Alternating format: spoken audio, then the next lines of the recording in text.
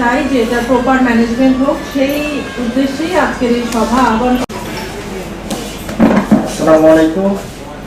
আসন্ন পবিত্র ঈদুল আজহা 2026 উপলক্ষে দেশব্যাপী এই চামড়া তো আসলে পরিবহনে যে রোগটা কেন এতদিন স্থায়ী থাকলো, আবার দিনকে দিন কেন বাড়ছে? না হলে আমরা তো আছি, আমরা স্টেটও থাকবো অন স্পটে। সংরক্ষণ, ক্রয় বিক্রয় এবং পরিবহন সহ সার্বিক ব্যবস্থাপনা সুন্দরভাবে সম্পন্ন হবে, এটি আমাদের প্রত্যাশা। আমাদের নাটোর জেলা হচ্ছে বাংলাদেশের দ্বিতীয় বৃহত্তম কাঁচা চামড়ার বাজার। এখানে দেশের 36টি জেলা থেকে কোরবানির পশুর চামড়া ক্রয় বিক্রয় করা হয়ে থাকে এবং আপনারা জানেন যে আমাদের প্রতি বছর সরকার থেকে যে লবণগুলো এতিমখানা, লিল্লা বোর্ডিং বা বিভিন্ন মাদ্রাসায় যে সরবরাহ করা হয় সেই চাহিদাও আমরা ইতিমধ্যে প্রেরণ করেছি।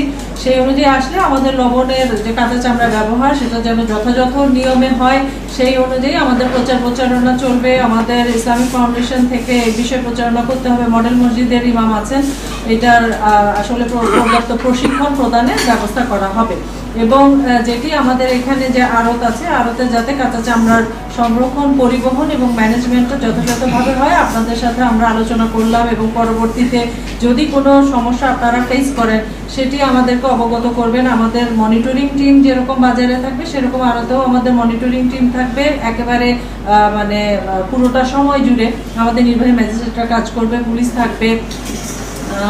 আর হচ্ছে সেখানে যে ট্রাফিকিং এর সিস্টেমটা আছে, যে কারণে ওখানে জ্যামের একটা ইস্যু আছে, সেটাও আমাদের আশা করছি আমাদের নাটোর জেলা পুলিশ থেকে এ ব্যাপারে প্রয়োজনীয় পদক্ষেপ গ্রহণ করা হবে।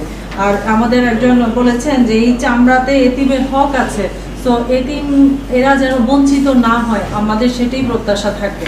তাদেরকে কোনোভাবে এই যে একটা বছরের একটা নির্দিষ্ট সময়ে তাদের জন্য যে আমাদের কি বলবো, এটা তো একটা ব্লেসিং, তারা যেন কোনোভাবে বঞ্চিত না হয় সেটি আমাদের খেয়াল রাখতে হবে। এবং নিরাপত্তার বিষয়টা, আপনাদের যে নিরাপত্তার বিষয়টা আছে, আরতে বিদ্যুৎ সরবরাহ, কন্টিনিউয়াস বিদ্যুতের যে সরবরাহ, সার্বিক সিকিউরিটি সিস্টেমটা এনশিওর করার জন্য আমরা প্রয়োজনীয় পদক্ষেপ নিব এবং আমাদের জেলা পুলিশ থেকেও প্রয়োজনীয় পদক্ষেপ নেওয়া হবে।